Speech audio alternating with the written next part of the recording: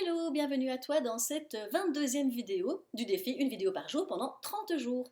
Je m'appelle Valérie, je t'aide à trier, ranger, vider les affaires qui prennent bien trop de place chez toi ou dans ta vie.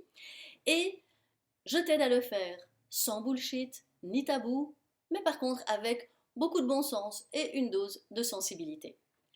Aujourd'hui, je vais te parler de comment te simplifier la vie avec certaines routines de nettoyage et aussi on va parler de tâches ménagères. Finalement, comme dans la vidéo 21 hier, on a parlé de mieux organiser sa maison avec des systèmes de rangement, et bien aujourd'hui j'ai envie de finalement te permettre de simplifier ta vie et donc de simplifier l'entretien de ta maison grâce à soit des nouvelles routines, soit changer certaines routines. Et donc aujourd'hui, on va parler de 4 astuces. Alors, la première déjà, c'est se demander d'où vient cette habitude. Et tout compte fait, est-ce que je peux la remettre en question? Alors, moi, je vais te donner un exemple que j'adore, c'est que j'ai un jour décidé d'arrêter de repasser tout le linge, parce que je repassais presque tout. Et le jour où j'ai décidé ça, mais ça a changé ma vie. Et je trouve que vraiment ça vaut la peine parfois de remettre en question une habitude que l'on a, parce que est-ce que finalement c'est tellement important de repasser tous les vêtements ou beaucoup de vêtements. Aujourd'hui, c'est exceptionnel quand je repasse quelque chose, puisque c'est un vêtement qui vraiment a besoin d'être repassé. Donc, première chose, pose-toi cette question. D'où ça vient et est-ce que je peux modifier quelque chose si je trouve qu'en fait ça ne me convient pas? Alors, deuxième chose, se rendre compte que pas mal de tâches ont plusieurs étapes. Et donc se rendre compte que parfois il va être important de ne pas s'arrêter en cours de route, quoi. Et de se dire, ok, la tâche, je vais jusqu'au bout, et comme ça j'évite de me retrouver après avec quelque chose qui n'est pas fini et où souvent j'aurai beaucoup plus de mal à m'y mettre parce que ce n'est plus dans la continuité. Donc tu verras, je vais te donner quelques exemples. Par exemple, les courses. Les courses, déjà tu peux te simplifier la tâche en te faisant une liste des choses dont tu as absolument besoin. Comme ça, tu éviteras déjà de te dire ah mais en fait j'avais besoin de ça, je l'ai oublié. Donc la liste, ça t'aide quand même en efficacité et pour éviter d'oublier des choses. Ensuite, bien sûr, tu vas aller faire les courses et revenir. Mais quand tu reviens avec les courses, il faut aussi les ranger. Donc fais ça peut-être dans l'élan, ça sera quand même mieux que d'y revenir après. Autre exemple, nettoyer la cuisine par exemple. Pourquoi ne pas te dire, ok, dès que j'ai fini de cuire quelque chose, eh bien, je peux en fait, dès que je range les choses, je peux en fait nettoyer l'endroit, qu'on appelle ça, la plaque justement que tu as utilisée pour cuire, mais je peux la nettoyer directement. Donc ça peut être pratique. Et alors je pense aussi au linge. Le linge, bien sûr, ça a aussi plusieurs étapes en fait. Il y a le fait de mettre le linge dans la machine, il y a le fait de faire tourner la machine, mais il y a aussi le fait après de vider la machine. Après, il y a l'étape du séchoir ou de faire sécher les habits.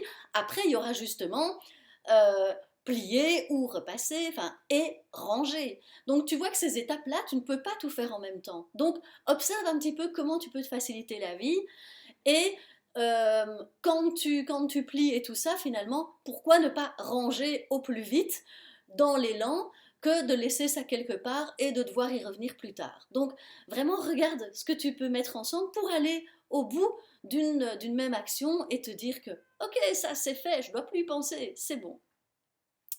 Ensuite, troisième astuce, évidemment, parfois il y aura peut-être des nouvelles habitudes que tu vas vouloir mettre en place et pour ça, il faudra vraiment la mettre avec ou après une action spécifique que tu fais déjà. Je donne un exemple. Moi, par exemple, après ma douche, je passe une raclette sur toute la porte de ma douche parce que déjà, ça me simplifie. Elle se salit déjà beaucoup moins puisqu'il n'y a plus de traces d'eau. Et ça, eh bien, en fait, j'ai pris l'habitude. Alors au début, oui, c'est un petit peu contraignant, mais dès que l'habitude, elle est là, en fait, ça devient finalement automatique et ça ne prendra que quelques secondes. Ça pourrait être aussi, ok, dès que j'ai fini de me laver les dents, je nettoie je peux nettoyer éventuellement le lavabo. Enfin, c'est vraiment à toi de voir, mais euh, mets-la avec, associe-la à une autre chose que tu fais déjà. Ou ça pourrait être l'évier de la cuisine, je le lave, par exemple ça peut être le soir ou après tel repas, ou quand j'ai en tout cas rangé, quand la vaisselle est rangée, enfin voilà, à un moment particulier. Et donc, en fait, on arrive à la dernière astuce, la quatrième, qui va regrouper un peu certaines choses, c'est-à-dire, en fait, c'est l'histoire de se dire, certaines actions, je peux choisir de les jumeler avec une autre, parce que c'est beaucoup plus facile, beaucoup plus pratique, beaucoup plus logique, ou bien je peux aussi choisir de la séparer d'une autre action. Je réalise qu'en fait, moi, comme je faisais pas tellement attention au ménage, en plus je n'aimais vraiment pas ça, je laissais en fait beaucoup de choses s'accumuler. Je n'avais pas de routine de ménage, hein, soyons très clairs. Maintenant que j'ai commencé à avoir certaines routines, eh bien je me rends compte que du coup, quand je vais faire du ménage, ça ne va pas être d'office tout le ménage partout. Enfin, il n'y a pas tout qui doit se mettre en... que je dois commencer à faire, et donc ça prend beaucoup moins d'ampleur, ce qui est déjà beaucoup plus facile. Et puis, je peux aussi décider les fois où, oui, je fais du ménage plus à fond, c'est-à-dire je bouge éventuellement certains meubles pour aller passer l'aspirateur en dessous, enfin, mais donc ça demande vraiment oui, de s'organiser, de réfléchir et de se dire, ok, à quel moment je fais les choses, et peut-être qu'il y a des toutes petites choses que je peux déjà faire et que je peux enlever d'une autre tâche qui, elle, va être en effet plus globale, quoi. Donc, vraiment dans cette vidéo, ce que je te souhaite, c'est de réfléchir à la logique, à la facilité, à la simplicité des tâches. Donc, je te répète. 1. D'où vient cette habitude? Est-ce que je peux éventuellement la remettre en question? 2. J'ai une tâche demande parfois plusieurs actions. Est-ce que je peux vraiment les mettre ensemble? Est-ce que je peux en regrouper certaines pour aller au bout, profiter de l'élan d'aller jusqu'au bout? Est-ce que je peux mettre une nouvelle habitude en place suite à une action que j'ai l'habitude de faire? Et est-ce que du coup, certaines actions de nettoyage, est-ce que je peux regarder pour les jumeler et d'autres par contre pour les séparer?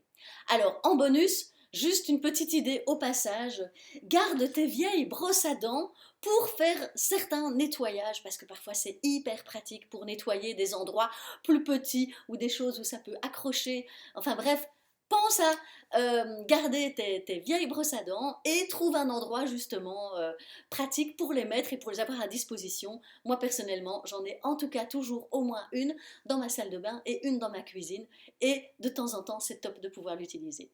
Voilà, j'espère que cette vidéo t'aura apporté des idées et t'aura permis peut-être de te poser des questions par rapport à tes routines de nettoyage et de tâches ménagères. N'hésite pas à me mettre en commentaire ce que tu en penses. Est-ce que tu as aussi d'autres idées à me suggérer? Je serais super contente de lire cela. Et tu peux liker, tu peux t'abonner, puisqu'il y a les vidéos qui vont suivre. Je te dis à demain, bye bye.